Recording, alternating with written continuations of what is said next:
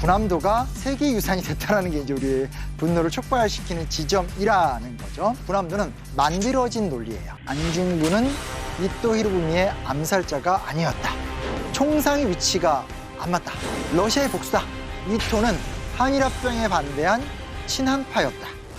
좀 차분하게 얘기하고 있는데 화가 계속 나가지고 지금 왜 일본 사람들이 계속 17세기, 18세기 지도를 들고 나오냐라고 본다면 그거는 사실 그것밖에 없기 때문이라는 게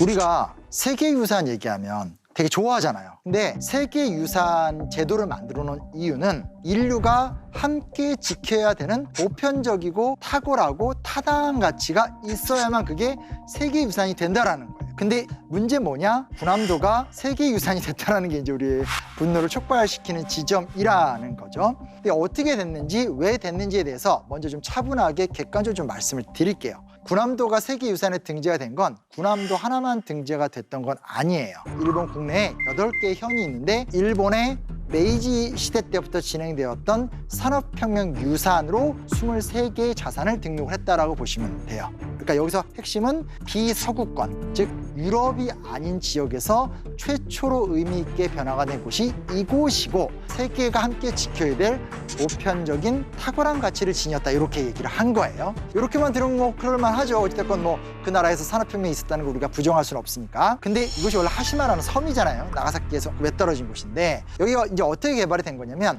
1890년대 때 시기적으로 메이지 유신 이유가 맞아요. 미쓰비시라는 기업에 의해서 개발된 해저 탄광섬이라고 할 수 있겠고요.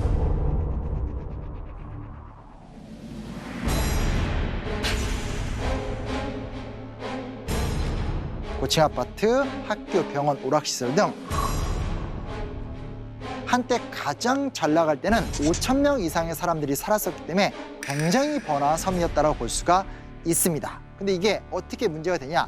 2015년 당시 외교부 장관이었었던 윤병세 장관이 강제 노동이라는 역사적 사실을 무시했다. 그리고 산업혁명의 시설만을 강조하고 미화했다. 이렇게 지적을 해요. 근데 이에 대해서 일본 측이 어떻게 맞서게 되냐면 실제로 우리가 신청했던 대상은 1850년부터 1910년 사이만을 대상으로 한 거다. 그러니까 일부러 지금 말을 저렇게 하는 거예요. 왜냐면 조선인 노동자들이 본격적으로 넘어간 것 1920년대 중반 이후고요. 강제징용이 진행된 건 1937년 이후예요. 지금 일본 측이 1850년부터 1910년 사이만을 사이만을 했다라는 건 만들어진 논리예요. 그러니까 무슨 얘기냐면 실제로 가보면 제일 그 눈에 띄는 곳이 어디냐면 고층 아파트들이에요. 근데 고층 아파트들은 30년대 때 만든 아파트들이에요. 이게 무슨 얘기냐면 군함도의 제일 인상적인 곳은 강제징용이 이루어지던 공간이어서 거기는 실질적으로 일본 입장에서 공식 문서나 이런 데선 유네스코 세계유산으로 주장도 못하고 이렇게 배제해놨어요. 여기서 이제 소위 말하는 왜곡이 생겨요. 어떤 왜곡이 생기냐? 사람을 데리고 이렇게 가요. 여기까지는 1910년에 우리가 되게 맑고 밝게 산업하던 유네스코고요. 저긴 보지 마세요. 저기는 말하기 곤란해요. 할 수가 없잖아요. 와서 계속 좋은 얘기만 하면서 덮고 가버린 거예요. 일본인들 역사가 거의 몰라요. 그래 보니까 여기에 딱 부응하는 게 뭐예요? 혐한론자들. 봐라. 이렇게 멋지고 이렇게 의미 있는 공간을 한국의 몇몇 인간들이 이런 나쁜 얘기를 하기 때문에 잘못된 이야기다 하면서 그런 거짓 선전을 퍼뜨리게 되면서 우리만 이상하게 돼버리는. 근데 물론 지금도 일본이라는 나라가 워낙 국제적 영향이 크긴 하지만 우리나라도 무시할 수 있는 수준이 아니에요. 과거 식민지 시절을 갖고 문제 제기를 하는 유일한 나라가 우리나라거든요. 근데 지구상이 유일하게 45년 해방, 48년에 정부 수립, 40년 만에 쫙 성장을 해가지고 야, 니네 옛날 잘못했잖아. 따박따박 따지고 있는 나라가 우리나라예요. 그러다 보니까 변칙적인 얘기를 한 거죠. 우리는 앞부분만 기리려고 했었어. 이렇게 얘기를 만들어내게 된 거예요. 근데 이 하시마, 군함도 여기에 왜 관심을 가진 거야? 일본 사람들이 이 생각을 할 수 있잖아요. 우리는 여기에 관심이 많았죠. 왜냐면 우리는 과거 징용 사례에 대한 연구가 활발해지게 되면서 비단 군함도만이 아니라 일본 제국주의가 벌였었던 수많은 만행들을 체계적으로 연구하기 시작을 했었어요. 근데 왜 갑자기 하시마를 비롯해서 이 일대에 대해서 이렇게 세계유산에 등재하려고 했지 의문이 들잖아요. 이게 왜 일어나냐? 일본의 역사로 살짝 들어가 보겠습니다. 60년대 때부터 경제 성장은 가공화의 속도로 올라가고 있었고요. 80년대 때는 미국의 주요 기업들을 막 사들이기 시작을 했었고, 심지어 이런 얘기도 있었어요. 일본에 있는 평범한 직장인들이 하와이에 펜션을 짓는 개를 들었다. 이 정도로 일본이 잘 나갈 때였었어요. 그러다가 이제 지나칠 정도의 버블 경제가 차오르다가 뻥 터지기 시작을 하게 되면서 몰락을 하죠. 경제가 몰락하면서 이것도 정말 특이한 현상인데 페어붐이라는 게 일어나요. 페어붐. 이런 페어가 여기만 있을까 하다가 하시마가 소개가 되기 시작을 하게 된 거예요. 일본 사람들이 기술주의에 대한 또 굉장히 열광적인 태도가 있거든요. 그게 다 조건이 되는 거예요. 페어의 한때의 어떤 영광, 기술의 어떤 절정 이런 게 만들어지니까 2010년대로 들어오게 되면서 많은 사진작가들과 많은 매니아들이 적극적으로 군함도를 소개하기 시작을 한 거예요. 우리에게 이런 게 있었다. 그러니까 유네스코 세계문화유산에 등재를 하자까지 갔는데 하나가 크게 빠져 있죠. 이곳이 어떤 섬으로 조선인들을 괴롭히고 고통에 몰아넣었는지에 대해선 완벽하게 놓치게 되면서 두 나라 간의 충돌이 된 거죠. 근데 우리가 문제 제기를 했었을 때 그것에 대해서 받아들이면 되는 문제죠. 근데 그런 것들이 숨기려고 하게 되면서 사실상 지금 이 갈등이 계속 이어져 가고 있는 상황이라고 보시면 좋을 것 같아요. 시기적으로는 1930년대 본격적으로 조선인들이 강제 유입이 되기 시작하고요. 40년대 때 절정이에요. 1943년에서 45년 사이에 한 800명 정도가 강제 노동을 당했다라고 얘기를 하는데 전쟁 막바지니까 어떻게 해서라도 고의를 짜내야 돼요. 군함도로 얘기를 들어오게 되면 탄광안이 매우 좁고 온도가 45도를 넘나 들었고 유독가스가 수시로 분출되었다. 창문마다 격자로 다 막아놔요. 그리고 썩은 다다미. 목욕탕 물도 되게 더러웠었어요. 그래서 목욕탕 물을 된장국이라고 불렀었어요. 먹는 거는 식사량 적었을 것이고 주는 식수들 굉장히 좋지 못한 물을 줬을 거예요.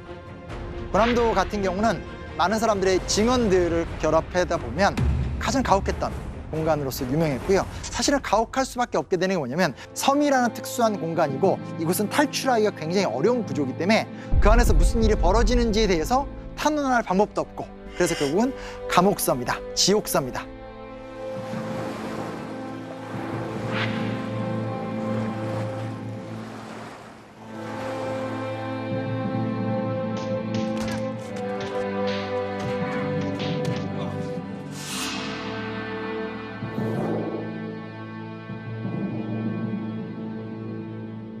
그 다음은 군함도 얘기를 넘어서서 우리가 징용에 대한 이야기를 좀 해봤으면 좋을 것 같아요. 정확하게 시기부터 말씀을 드리도록 할게요. 1937년, 38년 어간에 중일전쟁이 터져요.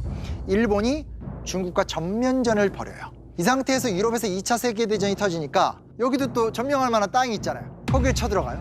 약 3, 4년 사이에 일본은 폭주 기관차가 돼버려요. 폭주 기관차.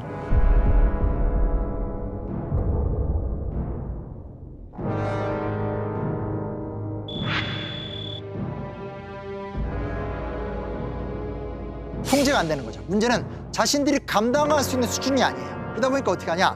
부족한 부분들을 조선인들을 징발해서 메꾸기 시작을 해요. 그게 우리가 징용이라고 하죠. 혹은 뭐 징병, 일본군 위안부 이런 것들이 다 연장선상에서 사실은 발휘가 돼요. 이런 활동들을 보장해 줬던 건 1938년에 발표된 국가총동원법이에요. 이건 위임임법이라고 해서 국회가 동의하지 않아도 자금과 물자를 동원할 수 있는 악법이죠. 전체적인 과정 자체가 굉장히 고통스러웠었어요. 이 사람들을 데려다가 특정한 지역에 일을 시키러 가야 되잖아요.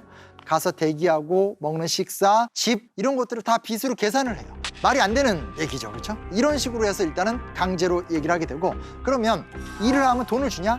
돈 대신에 전표라는 걸 줘요. 근데 강제 저축이라는 게 있어요. 강제 저축이 뭐냐면 받은 임금의 일부를 떼다가 천황에게 헌납을 하는 거예요. 그러니까 이건 사실은 돈을 몰래 빼돌리는 행위 같아요. 그리고 돌아올 적에 전표를 돈으로 바꿔준 사례는 존재하지 않아요.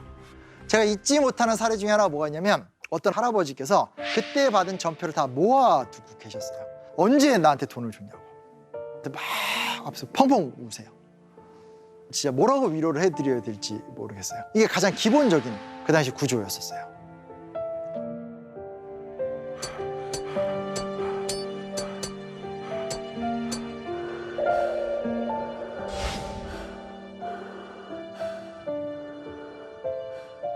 몇 명이 끌려갔냐를 보면 해외에 안 끌려갔던 사람은 일본이 발표했던 자료가 있어요. 약 550만 명. 해외에 끌려갔던 사람들은 발표한 적이 없어요. 우리 학자들이 열심히 노력해서 밝혀낸 숫자가 200에서 250만 명 정도예요. 당시 우리나라 인구가 1,800만에서 2,300만 사이거든요.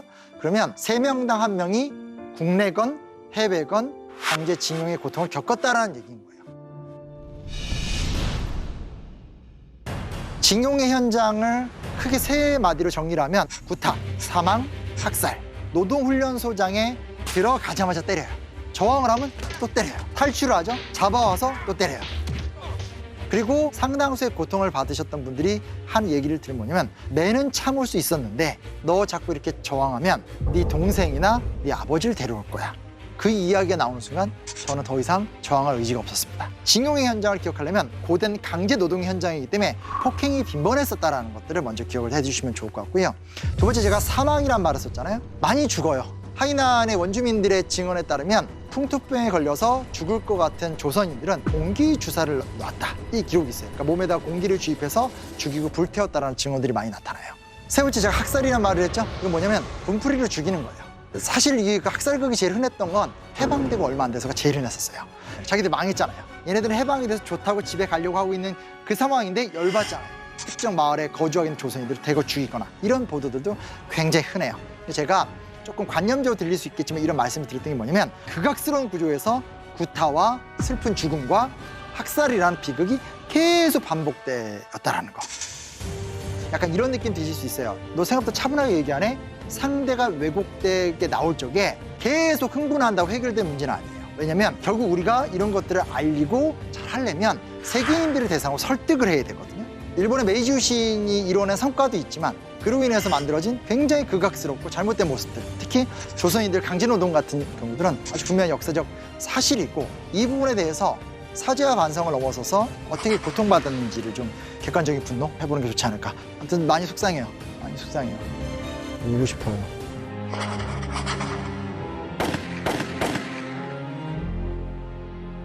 (1909년 10월 26일) 하얼빈 역이죠. 내리고 있던 이토를 저격했고 본인이 계획했던 대로 성취를 하게 되고, 코리아 우라! 조선 만세! 하면서 도망가지 않고 체포가 됐고,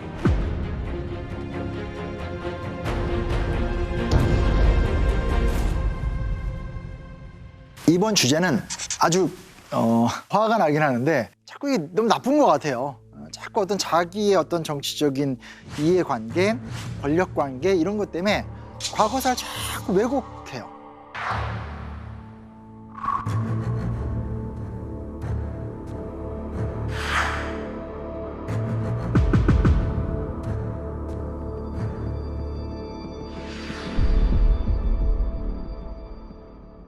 일본 위키피디아를 보면 안중근은 이토 히로부미의 암살자가 아니었다.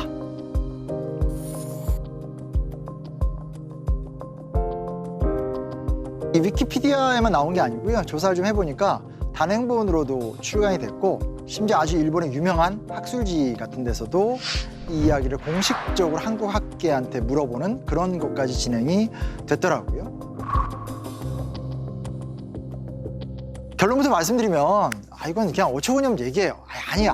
아닌데 거짓말을 하긴 쉽지만 답변할 때는 거짓말을 잡기 위해서 정말 몇 배의 노력을 해야 돼요.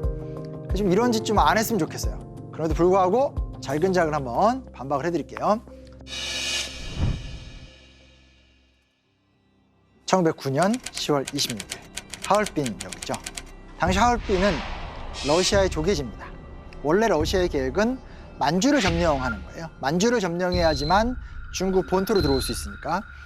근데 만주를 점령하는 데 있어서 핵심 거점 기지로 설정한 곳이 하얼빈이었어요. 이걸 안중근 의사가 노렸죠. 왜냐하면 이곳에서 거사를 일으키면 내가 한 거사가 국제적인 사건이 될 것이고, 그렇다면 국제적인 재판을 벌이면서 조선의 억울한 사정을 세계 만방에 알릴 수 있다. 그리고 무엇보다 중요한 사실은 이때 일본이 러시아와 중요한 회담을 하기 위해서 사실은 하얼빈으로 오고 있었던 중이었었어요. 결국 이곳에서 단독 거사를 통해서 총으로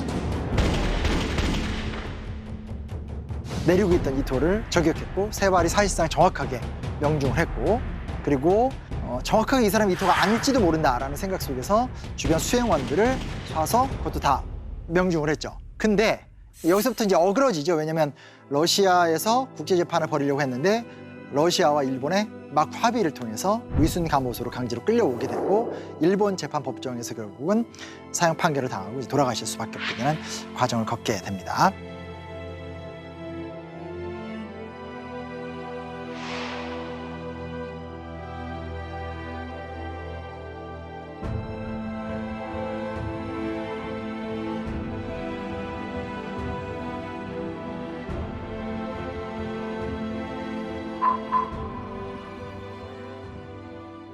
내가 간과하고 있던 게 있었나?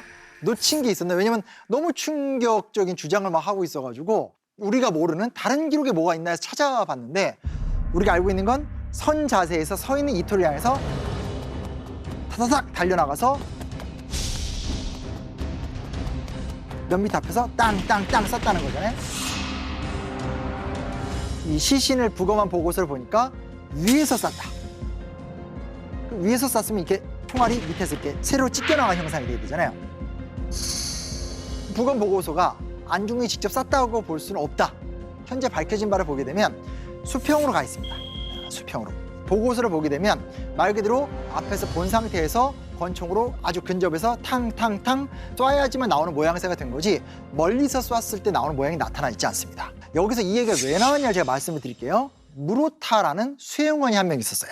당시 현장에 있었던 모든 사람들이 다 안중근이 쐈다라고 얘기를 했었습니다. 그런데 유일하게 한 명 무로타라는 수행원이 다른 사람이 있었던 것 같다. 다른 데서 총이 쐈던 것 같다. 이런 증언을 하게 됩니다. 문제는 뭐냐? 그 현장에 무로타가 있었냐? 멀리 떨어져 있었습니다. 수많은 사람들이 다 안중근이 쐈다고 하는데 단 한 명의 사람이 아닌 것 같아라고 얘기를 한 것 같고 지금 얘기를 한다라는 거예요. 문제는 이 사람이 현장을 제대로 목격하지도 못했다라는 거고 이 사람 한 명밖에 없다라는 거고 이 사람 말이 많고 나머지 모든 얘기는 지금 다 틀렸다라고 얘기를 하는 거예요. 아무런 근거가 없다라는 거죠. 러시아의 복수다.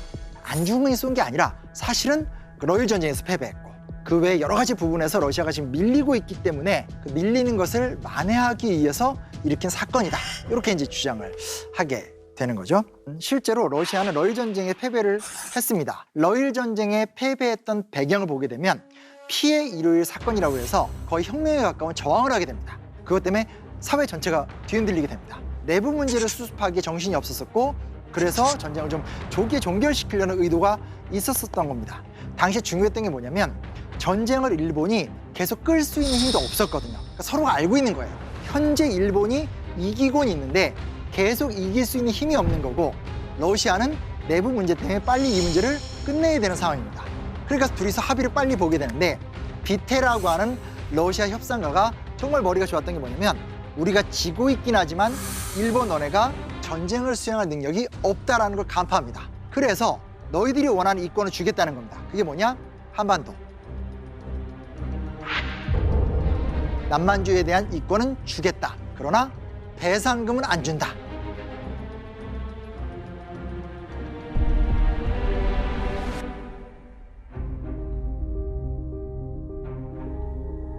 즉 실질적으로 이 당시에 일본과 러시아가 추가적으로 뭔가 충돌할 수 있는 여지는 거의 없었다고 볼 수 있겠고요. 그 이후에 동아시아 지역에서 일본과 무조건 갈등하기보단 협력, 선택, 외교 이런 것들을 써가면서 각축을 벌이고 있었던 상황이었기 때문에 이토라는 협상가가 왔었을 때 협상을 통해서 승부를 보는 게 낫지 그를 죽인다라는 건 그동안 얻어왔던 동북아 지역의 안정성을 러시아가 포기하는 게 되는 거거든요. 즉 정황과 흐름상 이 얘기는 그럴듯해 보이긴 하지만 이 주장을 하려면 어마어마한 새로운 증거 자료를 갖고 와야 됩니다.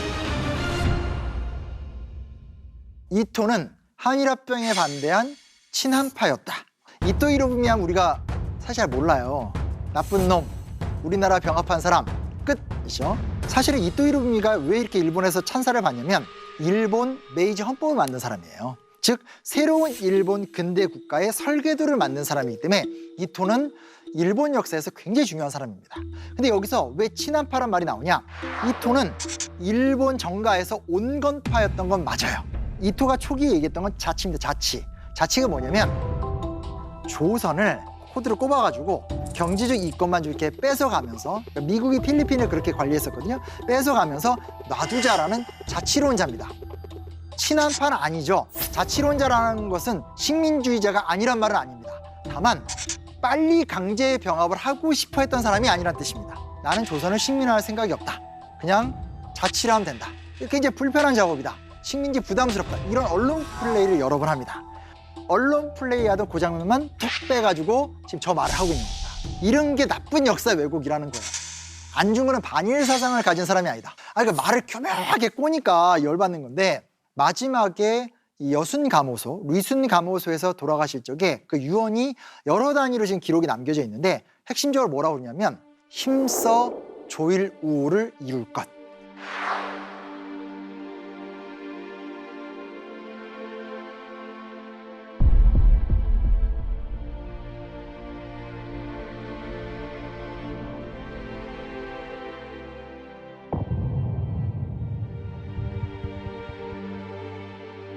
안중근 의사는 동양평화론자예요. 리순가모소에 갇혀서 두 가지 작업을 합니다. 하나가 안흥칠 역사, 자기의 자서전을 간단하게 쓰고요. 두 번째는 미완성된 저작이지만 동양평화론이라는 글을 남겨요.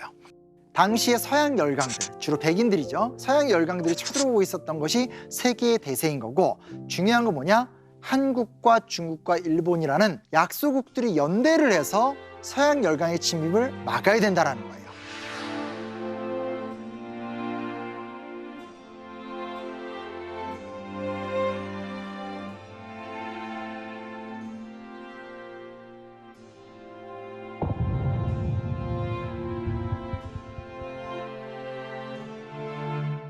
이토도 동양평화를 얘기했었어요. 근데 이토의 동양평화론은 뭐냐면, 이토는 우리 일본이 주도하겠다, 꿇어, 이건 거예요. 조선과 만주와 몽골과 중국을 식민화시켜서 서양 열강을 막겠다는 동양평화인 거고, 안중근 의사의 생각이란 건 동아시아 전체가 수평적 관계 속에서 동아시아의 평화를 지키는 것이, 그것이 정의라는 거예요. 둘이 너무 다르죠. 그 당시에 이 젊은 청년이 이런 사고에 접근했다는 것 자체가 굉장히 대단한 건데, 그걸 지금 저렇게 톡톡 뛰어다가 또 하나 화가 나네요. 그리고 해외 보도들 있죠. 당시 신문들 보면 보도 논조가 다 비슷비슷해요. 어떤 신문에서도 안중근 의사가 아닐까? 이런 건 전혀 존재하지 않고요. 하나 제일 재밌는 게 민우일보라는 신문인데, 고려의 원수는 우리의 원수다. 그들은 고려를 만주로 가는 무지개 다리로 삼고 요동과 심양을 일본에 귀속시키러 간다. 그래도 삼안에는 사람이 있어서 일본이 길게 내뻗은 팔다리를 꺾었다. 그런 보도들도 있고요. 안중근이 아닌 다른 사람이 죽였다. 이런 보도는 전혀 찾아볼 수가 없게 됩니다. 가짜뉴스가 진실을 이길 수는 없는 법이거든요. 역사 좀 왜곡 좀 하지 맙시다. 진실은 진실로 맞서야 된다고 생각합니다. 유언비어의 속지도 당하지도 맙시다. 우리가 조금 분발해야 되지 않는가? 새로운 논리, 아주 더 교묘해지고 악랄해진 논리에 대해서 이 얘기가 굉장히 무례한 게 뭐냐면, 이 고시를 꺼낸다는 얘기는 우리나라에 대해서 아주 외교적인 결례를 범하고 있다는 사실에 대해서는 정확하게 알 필요가 있는 거죠. 왜 일본 사람들이 계속 17세기, 18세기 지도를 들고 나오냐라고 본다면, 그거는 사실 그것밖에 없기 때문이라는 게. 독도에 대한 이야기를 해볼게요. 근데 제가 독도 얘기를 왜 해보자라고 얘기를 하게 됐냐면, 위기의식을 느꼈어요. 지금 실제로 일본의 주요 지역에 가보면 독도 박물관이라고 만들어 놓고 독도가 일본 땅이라는 것에 대해서 이렇게 정리한 문서들을 비치해 놨어요. 근데 그 비치된 문서 중에 심지어 한국어판도 있어요. 그래서 제가 한국어판을 들고 와서 이제 봤죠. 근데 하나 되게 충격적이었던 건 뭐냐면, 이미 일본에서는 자기들이 먼저 꺼낸 얘기를 우리가 조목조목 반박을 했잖아요. 그러니까 그 조목조목 반박한 것에 대한 재반박을 다 담아서 문서로 만들어서 세계에 배포를 하고 있어요.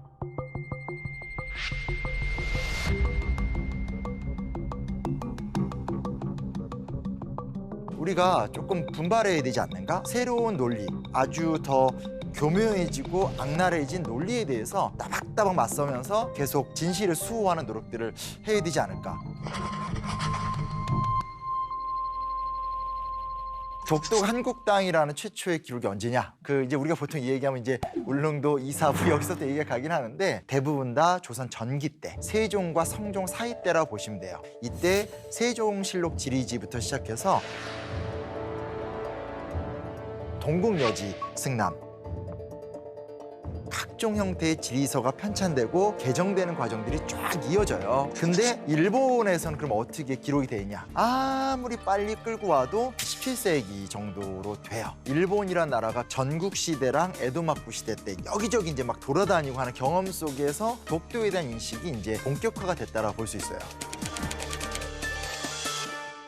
16세기 때부터 대항해 시대라고 그래서 저쪽에 있었던 유럽인들이 대서양과 인도양을 통과해서 드디어 동남아시아까지 진출하게 되고 일본까지 오게 되거든요.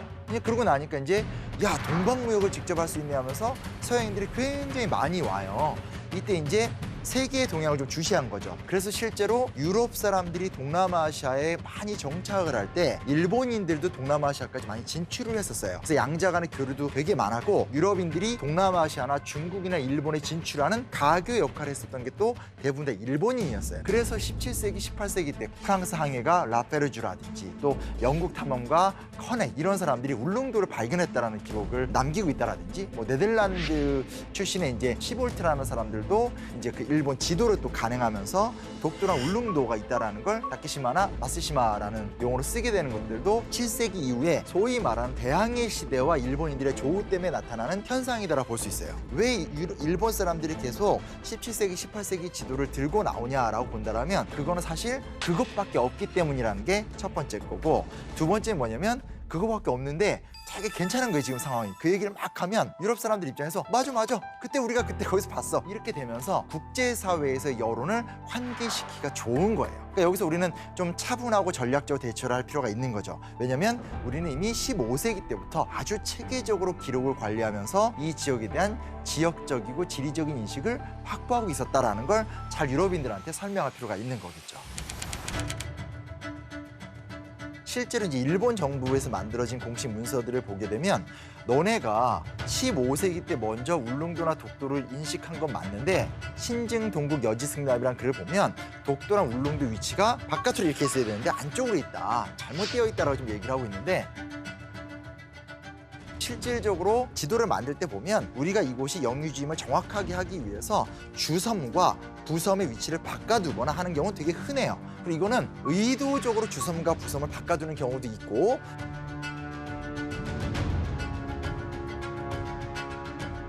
실측도로서 정확하게 위도, 경도를 어느 정도 파악해서 만들어지는 지도라는 것도 18세기 이후예요. 실제로 15세기에 이를 때는 직접적으로 가서 배를 타고 다니면서 실측적으로 체크를 하는 것이 아니고 기본적으로 내가 관리하는 지역을 관리들을 통해서 수집해서 정리하는 과정이라는 것들, 그때의 문헌과 정보를 바탕으로 만들었던 거니까 그 자체로 가치를 갖고 있는 거기 때문에 18세기의 기준, 19세기의 기준을 갖다가 딱 들이댄 다음에 너네 15세기 때 왜 그렇게 하지 못했어? 라고 이야기하는 식으로 얘기하는 거 굉장히 온당하지 못하다라는 거.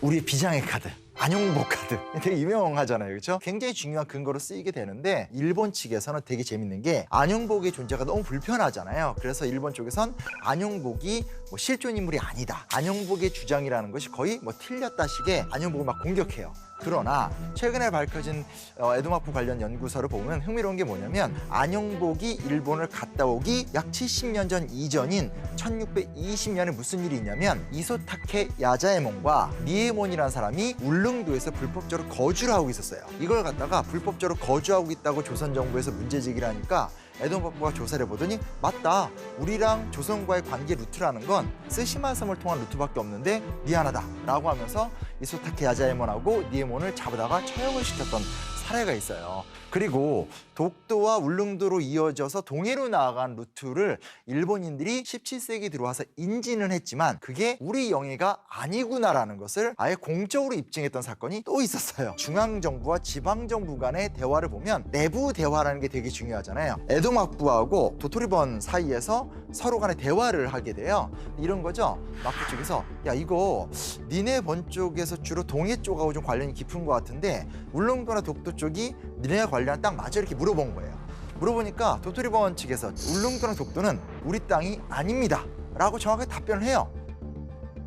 그래서 오케이 그건 아니구나 이렇게 하면서 서로 간에 합의를 했었죠. 우리의 관련이 아닙니다 라고 하는 정확한 문서들이 있다는 것도 굳이 말씀을 좀 드리고 싶습니다. 일본 사람들이 계속 독도에 대한 영유권을 주장하는 부분을 보자고요. 1905년 1월 일본의 입장에서 다케시마를 시마네현에 편입하겠다라고 하면서 이제 고시가 된 거잖아요. 그렇죠? 근데 1905년이라는 시기는 을사조약이 체결된 해잖아요. 그 당시 우리나라 상황을 보게 되면 대한제국을 세우긴 하지만 국권이 왔다 갔다 하는 상황이 될 수밖에 없어요. 그런 상태에서 일본이 와서 계속 요구를 하고 실효적으로 지배하는 것들에 대해서 현실적으로 방어를 할 수 있는 시기가 아니죠. 그렇죠? 그럼에도 불구하고 사실 기록이 있죠. 울릉도 군수 심흥택을 파견해서 실효적으로 지배하려는 근거들도 많이 만들어 놓고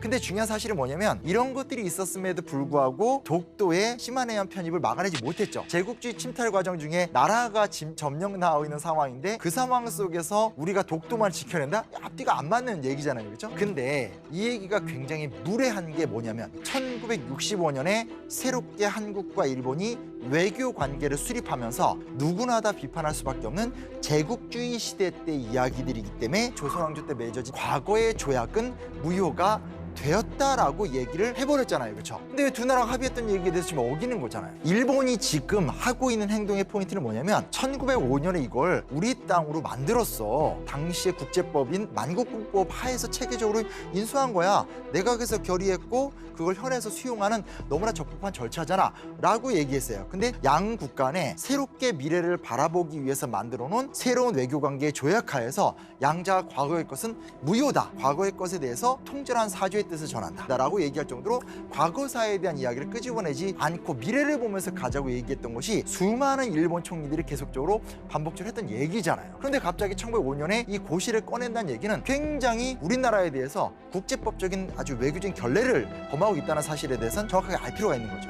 이 부분에 대해서 우리가 놓치면 안 되는 게 어찌됐건 일본 입장에선 국제재판소에 가서 이 이야기를 하자라는 것이 주된 관점이고 국제법을 이야기할 적에 그 배경에는 20세기 초반에 만들어진 만국 공법 시스템이 현재 국제법이다라고 얘기를 하고 있는 게 핵심적인 거거든요. 그런데 그 당시 우리나라 상황을 보게 되면 제국주의적인 지배와 침략 이곳이 빼앗긴 곳인 거지 이 이야기를 하는 것 자체가 위법적인 태도다.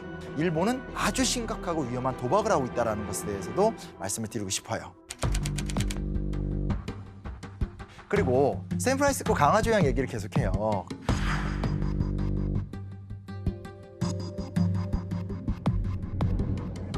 샌프란시스코 강화조약을 보면 한국으로부터 영토 주장이 없었다라고 얘기를 해요.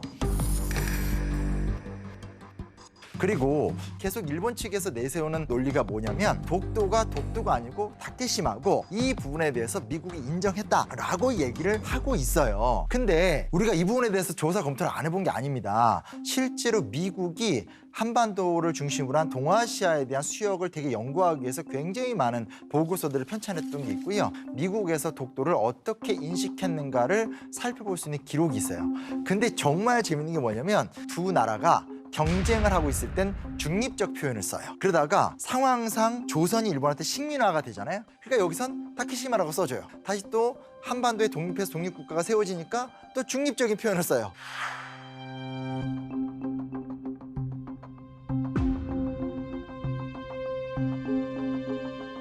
그 국제 보고서들은 시대와 상황에 따라서 반영이 되고 있는 거지 철저하게 언제나 이 미국이 일본 편을 들어서 독도가 다케시마다라고 얘기할 수 있는 근거는 찾아볼 수 없다라는 거예요. 이런 식으로 왔다 갔다 한다라는 것에 대해서 일본 측에서 자료를 딱 내밀면서 봐라 미국도 인정했다 이렇게 얘기하면 당황할 필요 없어요. 하나 조금 더 정확하게 굳이 말씀드리면 샌프란시스코 강화 조약을 맺기 전에 1945년 해방 이후에 한반도 문제를 어떻게 인식할 것인가에 대한 각종 보고서가 있어요.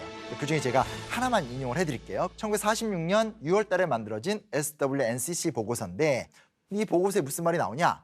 제주도, 거문도, 울릉도, 독도 및 기타 조선 앞바다에 있는 섬들은 조선의 일부로 생각해야 하며 주로 대부분 다 조선인들이 살고 있다라고 아예 이야기를 해요. 그런데 일본 측에서 이제 근거로 내세우는 부분이 그 이후에 입장이 바뀌어서 미국에서 실제로 다케시마란 말을 쓰는 부분이 나오는데 여기에도 정치적인 압력이 있었다라는 거예요. 한 2, 3년 있다가 초안의 내용이 싹 바뀌는데 왜 바뀌냐? 당시 주일 정치 고문 시볼드라는 사람이 있어요. 이 사람은 친일파죠. 즉 일본과의 관계를 중요시 여기는 미국 관료예요. 시볼트의 의견서를 보면 1905년 일본은 한국이 항의 없이 시마네현 관할하에 이걸 뒀다. 그리고 이 섬에는 한국 이름이 없으며 한국으로부터 영토 주장이 없었다라고 얘기를 해요. 근데 또 이 사실을 알게 돼서 1951년에 주미 한국대사 양유찬이 이걸 또 알아냈어요. 그래서 이 덜레스 같은 사람들은 한반도 문제에 대해서 굉장히 좀 개방적으로 생각하고 있는 사람인데 이 덜레스와 대일 강화 조약을 협의할 적에 독도를 비롯해서 몇몇 섬을 이야기할 때 이거 우리나라 땅이다라고 정확하게 해달라고 막 요청을 해요. 이런 전후 마쿠 맥락을 보게 되면 첫 번째, 미국 역시 당시의 상황을 봤었을 때 충분히 독도를 비롯한 한반도의 부속 도서는 조선인들의 땅이다라는 걸 인지하고 있었다라는 거고 그럼에도 불구하고 다른 형태의 보고서가 나온다는 이유는 일본인들의 적극적인 로비가 있었다라는 거고 그나마 거기서 내밀었던 증거라는 것 자체가 오늘 우리가 충분히 비판할 수 있는 과거 역사를 보든 현재의 현행법으로 보든 간에 다 틀린 얘기들인 거죠. 우리가 감정적으로 격분하는 부분도 있겠지만 국제사회에서 통용될 법한 국제적인 논리들, 제국주의 역사, 국제법의 역사 같은 것들을 충분히 알고 있는 상태에서 차분하게 그 이야기들을 계속 펼쳐나가게 되면 누가 보더라도 합리적으로 독도가 우리 땅이며 쓸데없이 섬이나 특정 지역을 갖고 동아시아의 평화를 막 깨려고 하는 일본 구구파의 만행은 충분히 막아낼 수 있다. 즉 독도를 막아낸다는 것은 작게 보면 우리 민족의 자주권을 지켜내는 거지만 넓게 보면 동양의 평화를 지켜내는 아주 적극적인 자세이기 때문에 우리가 이왕 관심 갖고 있는 부분에 대해서 흥분하고 열받고 왁 소리 지르는 것보다도 따박따박 따지면서 국제법으로 들렸고요, 역사적으로 들렸고요, 조약적으로 위반이고요 이렇게 얘기하면서 차근차근 똘하게 고쳐가면서 동아시아 평화를 우리 스스로 쟁취해 보도록 합시다.